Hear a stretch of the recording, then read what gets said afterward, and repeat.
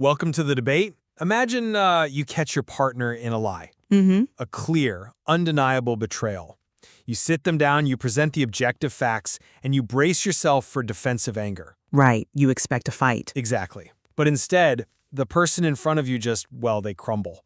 They start weeping. They tell you how worthless they are, how they ruin everything they touch. Oh, wow. Yeah. And suddenly your own grievance is just completely forgotten. Within 3 dizzying minutes, you are the one holding them. You're apologizing for bringing it up. You walked into the room to hold a predator accountable, and you walked out comforting a wounded bird. It is a complete inversion of reality. As a behavioral profiler, I see this pattern constantly, and it leaves the target standing there just completely questioning their own memory and sanity. Today, we are opening the clinical files on covert or vulnerable narcissism. We're looking specifically at how these individuals navigate accountability in relationships. It's a dark world, honestly. It really is. Drawing from clinical texts on personality disorders, high conflict communication, and the mechanics of Darvo, we are tackling a fundamental divide in the psychological community. Is vulnerable narcissism basically a maladaptive, shame-based defense mechanism driven by extreme emotional fragility, Or is it primarily a calculated antagonistic strategy designed to manipulate reality and maintain interpersonal control? Right. So, as a trauma-informed therapist, I will argue that vulnerable narcissism is a defensive adaptation rooted in a fragile sense of self and overwhelming, unprocessable shame. And coming from the profiling side, I will argue that it is fundamentally characterized by self-centered antagonism, utilizing calculated manipulation to evade responsibility and assert dominance. To begin, we really have to look at the neurobiology and developmental trauma that builds a vulnerable narcissist. The clinical literature draws a sharp line between the grandiose narcissist, the loud, arrogant person demanding the spotlight, and the vulnerable narcissist. Right. The presentation is totally different. Exactly. The vulnerable profile is defined by profound emotional dysregulation. We were talking about individuals who score incredibly high in neuroticism. They suffer from severe anxiety, clinical depression. Mm-hmm. And this pathology almost always traces back to early childhood attachment wounds, typically an emotionally barren or deeply critical upbringing. I look at this through a trauma-informed lens. Their most destructive behaviors, like the intense hypersensitivity to any feedback, the sudden and punishing social withdrawals. The constant victim playing? Yes, the chronic victim playing. These are not the machinations of a mastermind plotting to destroy their partner. They are deeply entrenched, unconscious survival mechanisms. They are desperately trying to protect a severely impaired, idealized self-image from the excruciating, very real somatic pain of shame. See, I look at the exact same behavioral data, but I read a completely different primary motive. Yes, the presentation looks like fragility, the shyness, the social anxiety, the self-deprecation. It all looks like someone who is hurting. Because they are hurting. But that presentation is merely a different costume for the exact same core pathology. It's grandiosity, psychological entitlement, and a chilling lack of empathy. When you look at the clinical assessments, this personality is defined by self-centered antagonism and a rigid external locus of control. Meaning they think nothing is ever their fault. Exactly. They have a foundational belief that everything happens to them, effectively absolving them of all agency and responsibility. I argue that when their behavior is challenged, they aren't just having a reflexive emotional flashback. They are deploying highly effective, sustained, and predatory manipulative strategies. So you think it's conscious? They actively shift blame and erode their victim's self-trust because, frankly, that is how you maintain absolute relational control without having to raise your voice. Well, let's test that mechanical difference by examining how they respond when they're actually cornered by the truth. The most thoroughly documented mechanism in the source material for this is DARVO, Deny, Attack, Reverse Victim and Offender. Right, Dr. Jennifer Freyd's model. Yes. She originally conceptualized this as a predictable response to confrontation. Now, I view DARVO as an extreme cognitive defense, essentially a psychological reflex. Think about how the human body works. If I unexpectedly throw a baseball at your face, you flinch. Sure. Your hands fly up, your eyes slam shut, your heart rate spikes. You do not consciously calculate the geometry and velocity of the ball. It's a survival reflex. Okay, but When a vulnerable narcissist is confronted with the reality of their own hurtful behavior, it acts like that baseball to their psyche. Their brain literally cannot tolerate the cognitive dissonance of being the bad guy. Their fragile ego would shatter. So subconsciously, their cognitive architecture alters reality in real time to minimize the threat to their self-concept. I'm sorry, but I just don't buy that. Let me tell you why. Flinching is a reflex. Darvo is a surgical strike. A surgical strike? Yes, it is far too precise, and its sequence is far too consistent to be a mere subconscious flinch. Let's actually break down the mechanics of the phases. First, they deny the objective facts. I never said that, or you're imagining things. Which is classic gaslighting, yes? Right. That initial denial is an injection of cognitive dissonance directly into the victim's brain. But if the victim has the evidence and holds their ground, the narcissist shifts seamlessly to the attack. Notice that they don't attack the evidence. They attack the accuser's credibility. You're always hysterical, or you're obsessed with finding flaws. Which analytically is a textbook projection of their own internal instability. I mean, they feel hysterical, so they accuse you of it. Perhaps. But look at the final stage, the reversal of victim and offender. This is where the calculation becomes absolutely undeniable. They don't just retreat into their shell. They actively weaponize the social landscape. By playing the victim. Right, they start weeping. They claim they are the ones being abused by your confrontation. After all the sacrifices I've made for you, you attack me like this. You are destroying my mental health. This isn't just an internal reflex to protect an ego. This is a deliberate narrative shift. It is definitely a shift, but Think of a squid releasing a cloud of ink when cornered. The ink isn't an expression of the squid's sadness. It is a tactical smokescreen deployed strictly to blind the predator, in this case, the partner holding them accountable, so the squid can escape. It forces the person who was genuinely harmed to abandon their own grievance and literally comfort their abuser. ugh, That requires an antagonistic awareness of how human empathy works so they can exploit it. okay. You're attributing a level of Machiavellian premeditation to a process that the literature on betrayal trauma theory explains much more organically. It's a mechanism called adaptive blindness. The narcissist's denial isn't a chess move they plot out. It's a survival mechanism of the mind. In their internal framework, if they accept fault, they aren't just wrong, they are utterly worthless and unlovable. Which is that black and white thinking. Exactly. That binary thinking is a hallmark of the disorder. The sudden jump to attacking and playing the victim happens because their internal shame is so physically toxic that the nervous system immediately projects it outward to survive. But you mentioned the victim's cognitive dissonance, and I think that's crucial. It's the core of the damage, yeah. Why does the victim's brain accept the squid ink? Because human beings are wired for attachment. If the victim's brain is forced to choose between my partner is a manipulative abuser and maybe I am just too sensitive, the brain often chooses the latter. It sacrifices objective reality to maintain the attachment bond. The narcissist isn't necessarily masterminding that sacrifice. They are just desperately dysregulated. Whether they are drawing up a blueprint or not, the effect on the victim's reality is entirely predatory. We are talking about epistemic isolation. Yes, solitary confinement for the mind. Exactly. By repeatedly deploying Darvo, the narcissist creates a relational regime of covert gaslighting. The victim's brain cannot hold two contradictory realities. They think, I know what I saw on that phone, but the person I love is sobbing on the floor telling me I'm abusing them.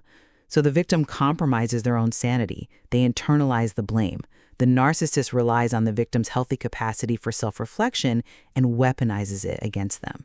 That behavioral loop is antagonistic control, period. If we follow that behavioral loop, though, we have to look at what happens when the Darvo defense eventually cracks, because a person cannot sustain that level of aggressive deflection indefinitely. Sure, they crash. When their strategies for self-enhancement and defense fail, the vulnerable narcissist collapses. This explains the extreme fluctuations between their covert grandiosity and their absolute victimhood. The clinical texts highlight that vulnerable narcissists experience periods of genuine, crushing depression and self-doubt. I don't deny they get depressed. Right, so if we look at the mechanics of Stephen Cartman's drama triangle, which maps out the toxic roles of victim, rescuer, and persecutor, the vulnerable narcissist frequently drops into the victim role. I argue they do this not as a master manipulation to trap their partner, but because in that moment of collapse, they feel genuinely helpless, oppressed, and entirely incapable of navigating adult emotional responsibilities. See, I come at it from a different way. I look at their use of the drama triangle, and I see covert grandiosity hiding in plain sight. How so? They aren't just a victim. They possess an unshakable belief that they are the ultimate victim. They are the most misunderstood genius in the office. They are the most long-suffering sacrificial partner in the marriage. It is still a superiority complex, just inverted. It is very self-focused, yes. Exactly. Taking the victim role in the drama triangle is a highly effective transactional way to demand external validation, pity, and constant emotional coddling. It forces the partner to step into the rescuer role. But the clinical reality of their suffering is profound. The depression isn't a performance art piece. The somatic symptoms, the lethargy, the physical aches, are real. Wait, look at how they use that pity, though. The physiological symptoms of depression might be real, but the application of that depression within the relationship is entirely transactional. By permanently occupying the victim role, they force their partner to do all the emotional heavy lifting.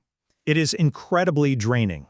The partner exhausts themselves trying to fix the narcissist, walking on eggshells, trying to externally regulate the narcissist's moods. And watch what happens mechanically the moment the partner gets tired.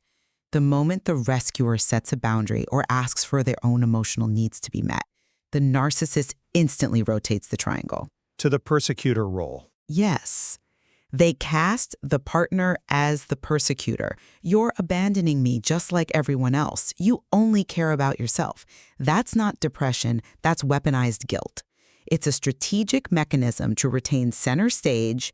They get to avoid all accountability for the relationship's failure because they are shielded by their status as a poor, helpless victim. I see why you think that, but let me give you a different perspective on how that feeling of helplessness manifests behaviorally in the day-to-day. Let's look at passive aggression. Oh, their favorite tool. The literature shows that vulnerable narcissists rely almost exclusively on indirect, passive-aggressive behaviors. The silent treatment, chronic procrastination, intentional inefficiency, what we often call weaponized incompetence. Yep. You view this as a predatory control tactic. I see this as stemming from profound, paralyzing fear. Think about the etiology.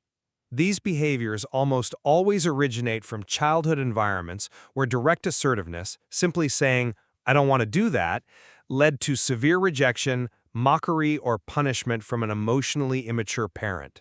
I hear the origin story, but Passive aggression is an inability to handle conflict safely. It's a maladaptive coping mechanism built by a terrified inner child, not a master plan for domestic control. that's a compelling argument.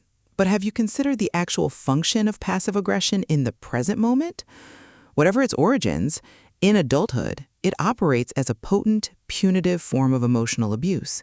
Abuse is a strong word for avoiding a chore. Let's take the silent treatment.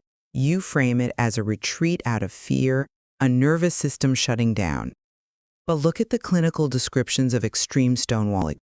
Refusing to look at your partner for 3 days, ignoring them when they speak in a group setting, walking out of rooms the second they enter.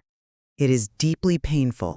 That is not a fear response. That is a deliberate, behavioral conditioning tool used to shame and punish the target. It is a micro-insult. It is a way of communicating, "You are so worthless, you do not even exist in my reality." But the clinical texts explicitly note that vulnerable narcissists are highly risk-avoidant.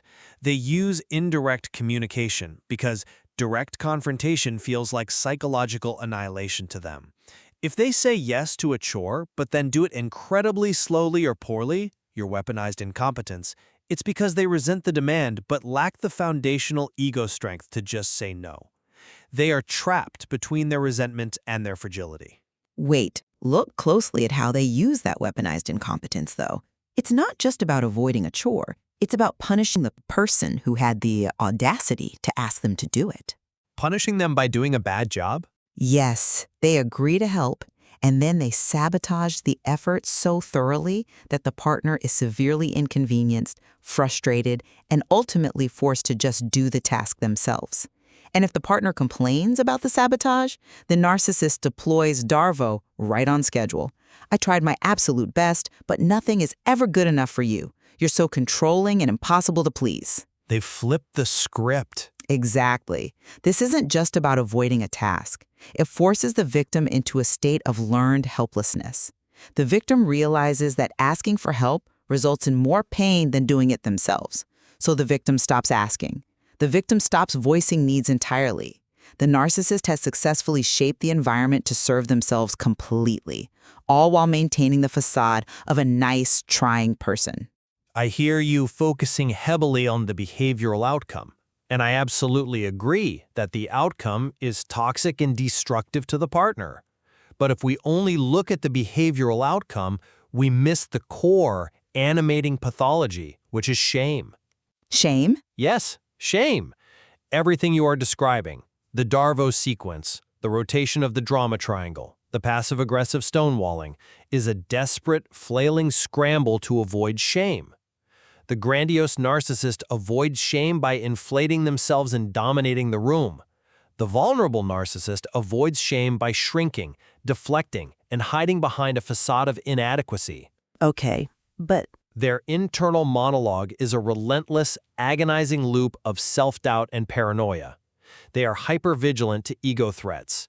If a partner merely sighs while doing the dishes, the vulnerable narcissist's brain processes that sigh as a devastating, existential critique of their entire character. and their reaction to that perceived critique is to aggressively annihilate the partner's reality. This is exactly what trips victims up and why the fragility narrative is so dangerous. The victim sees the anxiety, they see the tears, they hear the self-deprecating internal monologue spilling out, and their empathy kicks in. Right, they want to heal them. They think this person is hurting. Their trauma's acting up. I just need to love them harder and prove they are safe. But the empathy of the victim is the exact resource the narcissist is mining. If we view this purely as a shame-based fragility, we inadvertently validate the narcissist's core manipulative claim. We validate that they need to be coddled and that the victim is responsible for their emotions. That is a very real danger, yes. We miss the fact that their shame is entirely self-centered. They aren't ashamed that they hurt their partner's feelings. They are ashamed that their own perfect, victimized self-image was momentarily challenged. That is the very definition of self-centered antagonism. That distinction between guilt and shame is vital to understand the mechanics here, yes. Guilt says, I did a bad thing, which inherently implies empathy and concern for the other person's well-being. Shame says, I am a bad person, which is entirely internally focused. Because the vulnerable narcissist is constantly drowning in shame, they simply lack the cognitive and emotional bandwidth for empathy. They literally cannot see the other person. Right, but understanding this dysregulated shame-based mechanism is absolutely crucial for clinical treatment. Because if a vulnerable narcissist actually makes it into therapy, which is rare, but it does happen more often than with the grandiose type, usually because their depression becomes unbearable, the treatment cannot just be surface-level behavioral modification. It requires deep schema therapy. Explain how that mechanical intervention works. Well, a schema is essentially a cognitive blueprint formed in childhood. It's the foundational operating system that tells a person how the world works and what their value is. The vulnerable narcissist has deeply defective schemas around defectiveness and emotional deprivation. Therapy requires going into that operating system, addressing those early attachment wounds, and slowly, painstakingly building their emotional capacity to tolerate criticism without collapsing into a shame spiral. You have to heal the fragility before the behavior will permanently change. While that may be theoretically true in the sterile vacuum of a clinical setting, out in the real world, recognizing the antagonistic, exploitative reality of this behavior is a literal matter of survival for the victims. Survival of their sanity, absolutely. It's just fragile and traumatized. They will stay in the relationship forever, sacrificing their own sanity to try and heal them. Victims need to recognize these patterns, the covert gaslighting, the DARVO, the perpetual victimhood, for exactly what they are, systematic manipulation. This recognition is the only thing that allows a victim to stop trying to reason with the unreasonable and instead implement mechanical protective strategies. Which is where techniques like the BIFF method come into play. Exactly. When communicating with a high conflict individual, especially in unavoidable situations like navigating a divorce or co-parenting, the BIFF method is a psychological shield. It stands for brief, informative, friendly, and firm.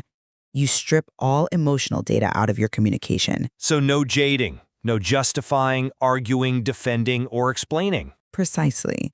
You don't offer advice or constructive feedback because their brain will process it as a profound insult. You don't offer apologies or concessions to keep the peace because they will immediately weaponize them as an admission of total guilt and leverage them against you. And this aligns seamlessly with the gray rock method, which the literature strongly supports for managing these exact dynamics. The premise is in the name. You become as uninteresting, unresponsive, and emotionally flat as a gray rock. Right. You starve them. Because the narcissist is effectively an emotional data miner. They are constantly watching your face, your tone, and your words for signs of distress, guilt, or anger to use as narcissistic supply. Gray rock starves them of that supply. If they attack you or play the victim, you don't defend yourself. You give a neutral, factual response. Okay, I understand you see it that way. You give them nothing to attach their manipulative hooks into. Right. But we also have to rigorously acknowledge the immense hidden cost of the gray rock method. The clinical texts point this out clearly. When a victim uses gray rock long-term, they are forced to completely suppress their own emotional reality. It's exhausting. To survive the narcissist's constant probing, the victim has to perform emotional invisibility. Over time, that conscious suppression leads to profound emotional numbing. The victim loses their sense of self. They internalize the message that expressing their authentic emotions is dangerous. That is the ultimate tragedy of the vulnerable narcissist's control. The pathology effectively erases the victim's identity. Oh, and this brings us to a profound point of convergence. While we may continue to debate the primary internal driver of the behavior, whether we are looking at an unconscious, shame-based reflex of a shattered ego or a calculated antagonistic strategy designed for domestic dominance, we entirely agree on the devastating psychological toll these relational dynamics exact on partners. Absolutely. The cognitive dissonance, the severe self-doubt, the chronic anxiety, and the epistemic isolation where a person can no longer trust their own memories, perceptions, or sanity. The destruction of reality is absolute. Whether the narcissist is weeping out of genuine perceived victimization or shedding tactical tears to regain control of the narrative, the resulting trauma for the partner is identical. The solitary confinement of the mind feels the same either way. This highlights the immense value of viewing complex personality pathology through both lenses. By deeply understanding the internal etiology, the childhood trauma, the blinding shame, the attachment deficits, we give clinicians the structural roadmap required to attempt long-term treatment.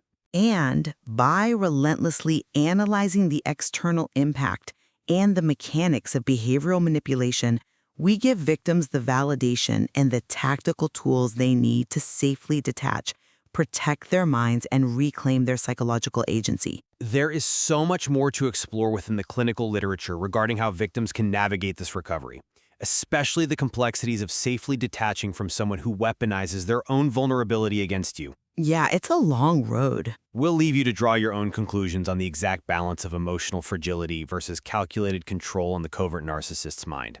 But as you navigate your own relationships, remember our opening scenario. When the psychological X-ray machine is broken and you find yourself constantly confused in a dynamic, you don't need a clear, aggressive villain to know that something is deeply wrong. Well said. Sometimes the most dangerous situation isn't the one where someone is roaring at you.